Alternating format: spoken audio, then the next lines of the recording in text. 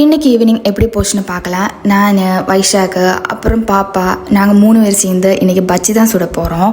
எனக்கு பஜ்ஜி சுட தெரியாது, அதனால் பாப்பா தான் பஜ்ஜி சுடுறா. பஜ்ஜி சுட்டதும் டேஸ்ட் பண்ணி பார்க்குறதுக்கு அத்தைக்கு தான் ஃபஸ்ட்டு கொடுத்துருந்தோம். அத்தையும் சாப்பிட்டு பார்த்துட்டு சூப்பராக இருக்குன்னு சொன்னாங்க. அத்தை இது கொடுத்தாலும் சூப்பராக இருக்குன்னு தான் சொல்லுவாங்க. எங்கள் மனசு கஷ்டப்படக்கூடாதுல்ல, அதுக்கு தான் அப்படியே டீ போட்டு எல்லாத்துக்கும் கொடுத்துட்டேன். நான் பஜ்ஜி சாப்பிட மாட்டேன், அதனால் பால் பண்ணி இருந்துச்சு, அதை சாப்பிட்டுட்டு இருந்தேன்.